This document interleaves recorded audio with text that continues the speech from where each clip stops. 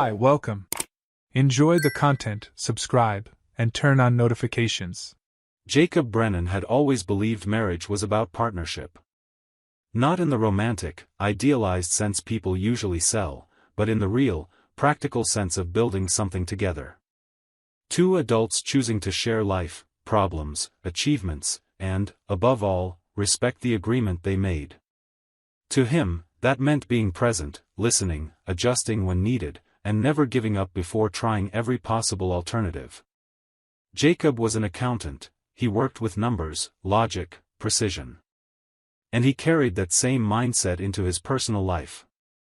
If something wasn't working, you identified the problem, fixed it, and moved on. Simple as that. At least, that's what he believed. When he met Laura almost 15 years ago, she seemed like exactly the kind of woman he'd been looking for. Smart, independent, opinionated, but also caring and attentive. The first years were good. Not perfect, but good. They laughed together, traveled, made plans. Laura had a solid career as a marketing manager at a tech company in Portland, Oregon, and Jacob admired her determination. He always made a point of supporting her, giving her space to grow professionally, even if that meant giving up certain things. He'd get home early to cook dinner when she had late meetings. He'd take over chores on weekends so she could rest. He never complained, never kept score, he just believed that, in the end, it would make their marriage stronger.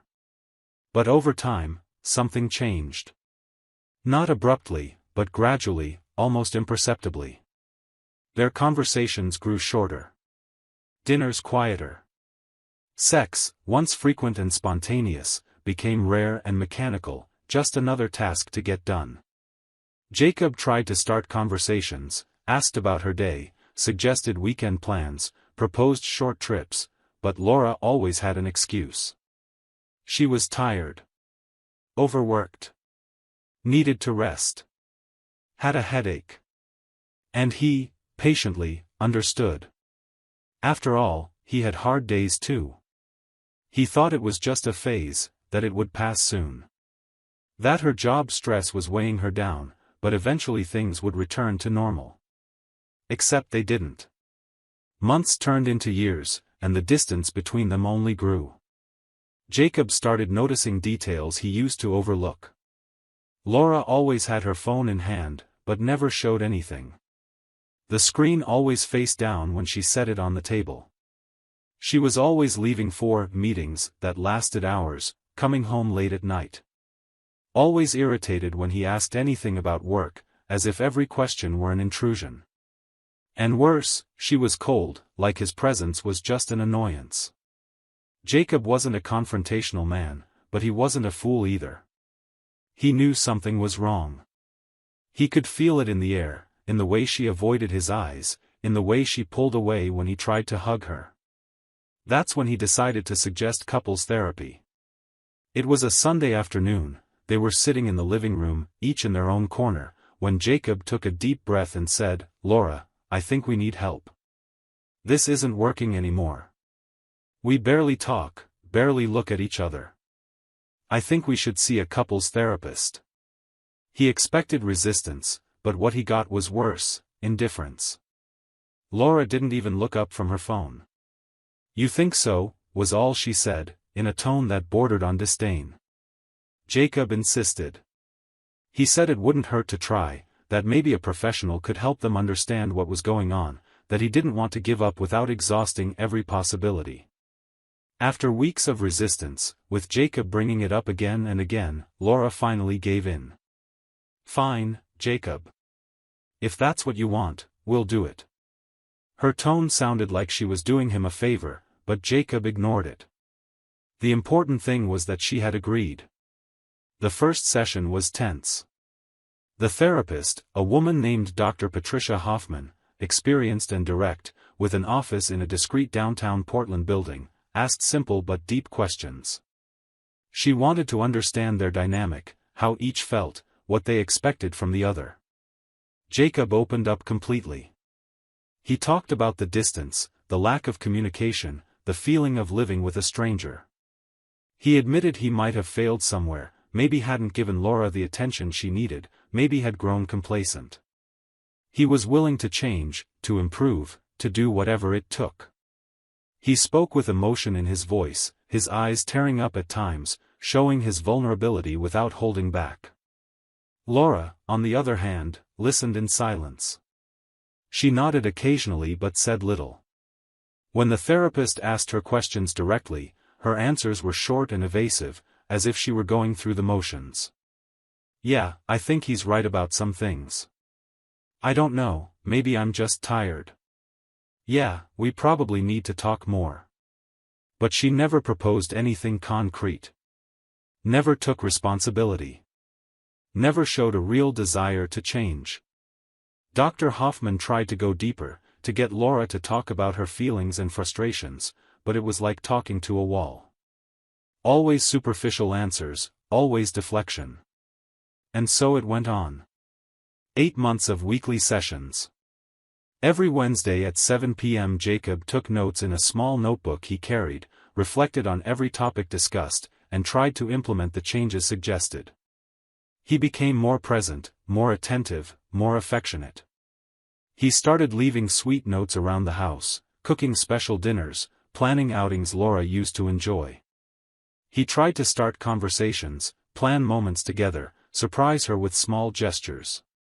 He bought flowers, took her to restaurants she liked, tried to reignite the spark that once existed. But nothing seemed to work. She remained distant, cold, absent. She accepted his gestures with a polite but empty smile. She said thank you, but without emotion. And Jacob began to feel alone inside his own marriage. It was like shouting into an empty room and waiting for someone to answer. During sessions, Dr. Hoffman tried different approaches. She assigned exercises, like spending 30 minutes a day talking without distractions or writing letters expressing their feelings. Jacob did everything. Laura, at best, did half, with excuses like forgetting or not having time. The therapist asked Laura to talk about her emotional needs, but her answers were always vague. "I don't really know what I need. I guess things are fine. Maybe I just need more space." In the second-to-last session, Dr. Hoffman decided to be blunt. It was clear there had been no progress, and she needed to provoke a reaction. She looked at Laura and asked, "Laura, what are you willing to do to save this marriage? Specifically, what changes are you willing to make?" The silence that followed was heavy, almost suffocating. Laura looked at Jacob, then at the therapist, crossed her arms, and finally said, with a calm that chilled the room, "I don't want to change anything. I don't see a problem with me. This is who I am. If Jacob's not happy, that's his problem, not mine." Jacob felt like he'd been punched in the gut. The air left his lungs. He looked at her, stunned, hoping she'd say it was a joke, that she was upset, something. But Laura's expression stayed firm, almost defiant. Dr. Hoffman tried to mediate, suggesting Laura might need time to reflect on what she'd said, that it was a strong statement. But Laura didn't take it back. "That's right. I don't see any reason to change." Jacob stayed silent for the rest of the session. He couldn't hear anything else. The therapist's words faded into background noise. His mind was elsewhere, processing the sentence he'd just been handed. He left that session without saying a word.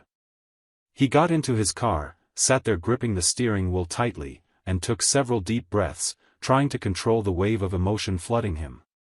It wasn't anger. It was something deeper. The realization that he'd wasted 8 months, maybe years, trying to save something the other person didn't want to save. At that moment, everything became clear. Laura wasn't there to save the marriage. She was there to keep Jacob calm, controlled, unaware. It was strategy, not sincerity. The next day, Jacob called a real estate agent. He said he needed an apartment, something small, functional, in a quiet neighborhood. In less than a week, he found the perfect place. A 2-bedroom apartment in a discreet building just a few miles from his office. It had a spacious living room, an open kitchen, and a small balcony overlooking the city. Simple, but his. He signed the lease, paid the deposit, and began planning the move with the cold precision of someone closing a business deal, not ending a marriage. He didn't tell Laura. He kept his routine as usual, as if nothing had changed. He went to work, came home, had dinner, watched TV, slept. But inside, he was organizing every detail. He quietly packed his clothes, made copies of important documents, listed all belongings that were exclusively his. He hired a moving company for the following Saturday, the day Laura would be gone on yet another one of her all-day work meetings. On Friday night, before bed, Jacob wrote a note. Short, direct, no embellishment. He took a sheet of plain paper and wrote firmly, "You don't want to change." I changed addresses. He folded it and left it on the kitchen table where he knew she'd see it when she woke up. There was nothing else to say. Every word that needed saying had already been wasted over 8 months of therapy. Saturday morning, as Laura left the house with her purse on her shoulder and a light smile on her face, probably heading to meet whoever he still didn't know, Jacob waited a few minutes, then started the move. The movers arrived promptly at 9. Within hours, half the house was empty. Jacob took only what was his clothes, his books, some furniture he'd bought before marriage, his personal documents, his electronics. He left everything that was Laura's untouched. He wanted nothing that carried a memory. Every box he sealed felt like closing a chapter. When Laura came home that afternoon, she found the living room half empty, his closet cleared, drawers open and bare, and the note on the table. She picked it up, read it once, then again, and stood frozen. It took a few seconds for reality to sink in. When it did, she grabbed her phone and called Jacob. He didn't answer. She sent messages. "Jacob, what's going on? We need to talk. You can't do this." He didn't reply. She tried again. Nothing. It started to dawn on her, but not completely. Laura thought it was just an act of anger, that he'd come back in a few days, that it was a tantrum, a cry for attention. But Jacob didn't come back. He blocked her number everywhere, calls, texts, social media, and simply vanished. In the following days, Laura tried everything. She called mutual friends, his family, but everyone said the same thing: Jacob was fine, but didn't want contact. She even showed up at his office, but the receptionist politely told her he wasn't available, that he was in a meeting, and there was no estimated time he'd be free. Meanwhile, Jacob was at his new apartment, setting up his new life.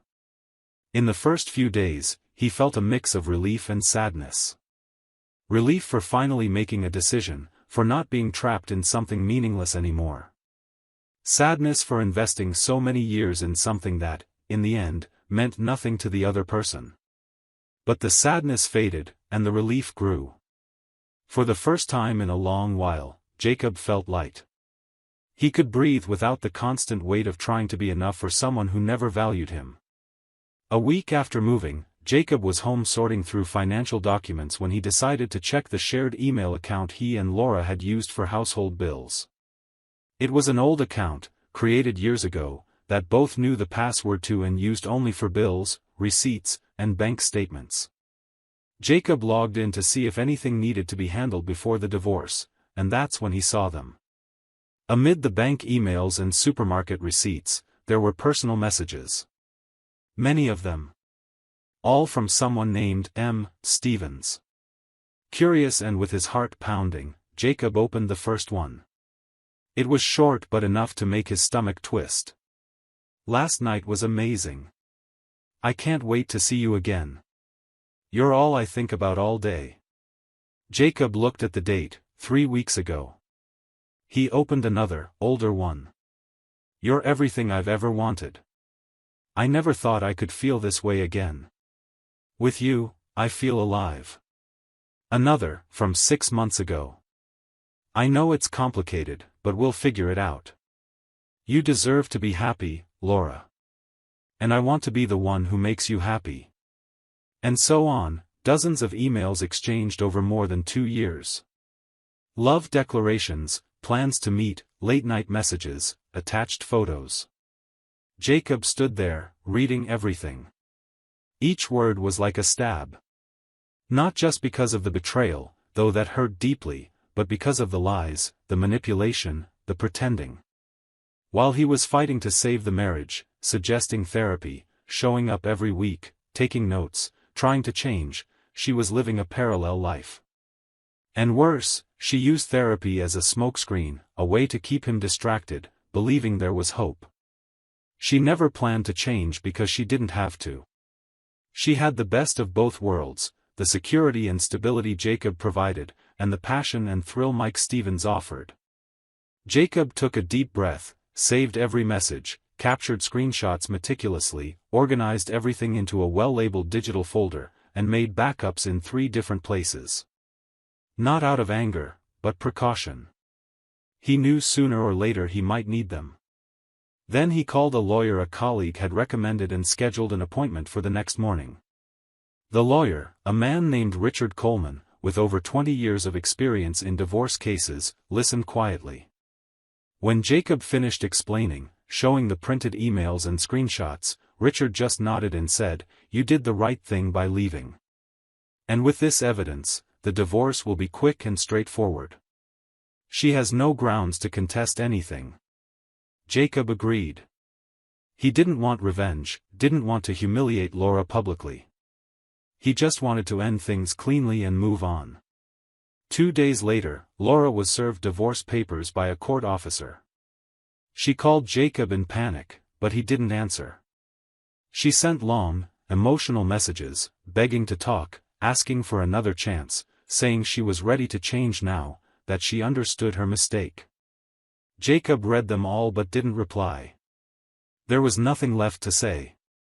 She'd had 8 months of therapy to talk, to change, to try, and chose not to.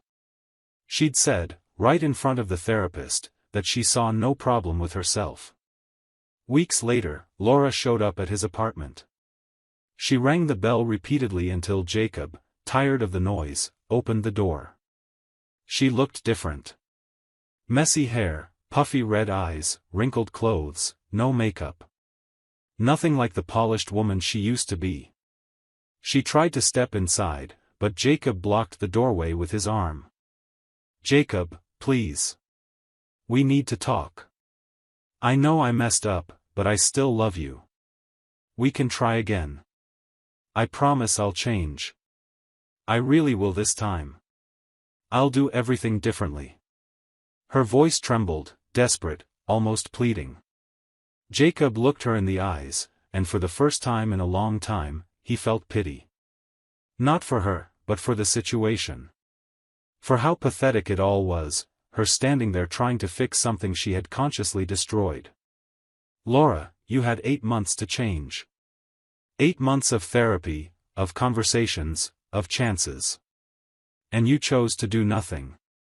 You told the therapist, right to her face, that the problem wasn't you, it was me. And now, after I left, after you realized I wasn't coming back, now you want to change. That's not how it works." "But I was confused, Jacob. I didn't know what I wanted. I was lost. I felt trapped. Please, give me one more chance. Just one more." Jacob slowly shook his head. "You weren't confused. You knew exactly what you were doing.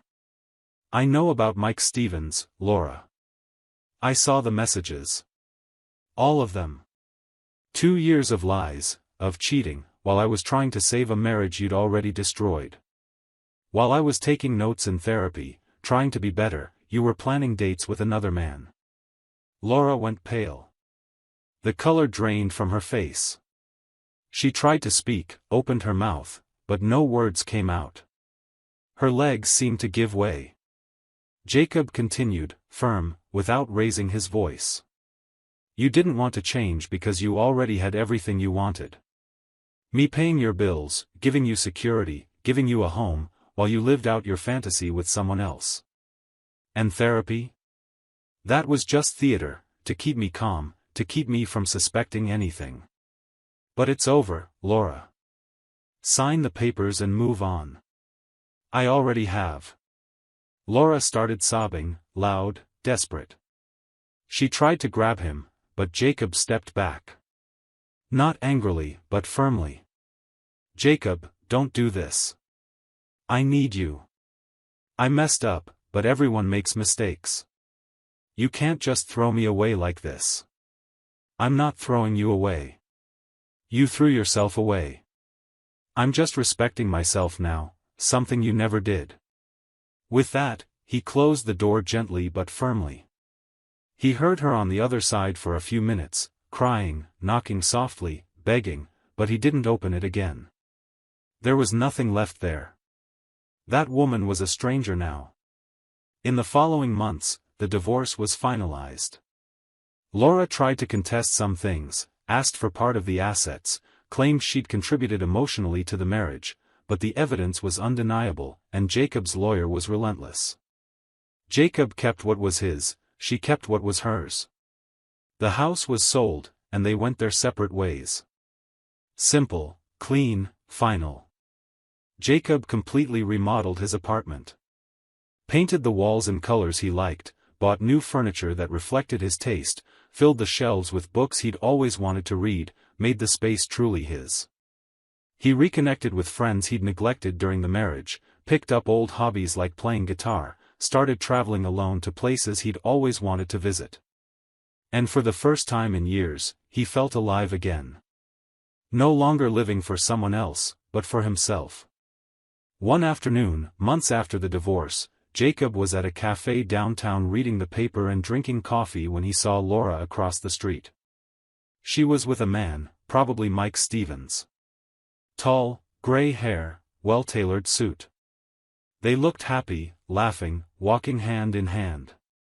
Jacob watched for a few seconds, emotionless, then went back to his newspaper. He didn't feel anger, jealousy, just a light indifference. And that's when he realized he was completely over it. Because in the end, Jacob understood something Laura never would. Marriage isn't about staying together at any cost. It's about staying together with respect, honesty, and mutual commitment.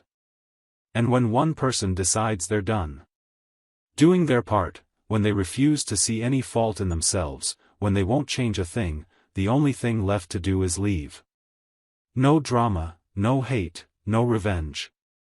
Just move on, head held high, knowing you did everything you could. And Jacob did. He gave it everything, tried until the last moment, endured 8 months of therapy hoping to save something that was already dead, and only walked away when he realized he was fighting alone. And by doing that, he lost nothing. He regained his dignity. His peace. His life.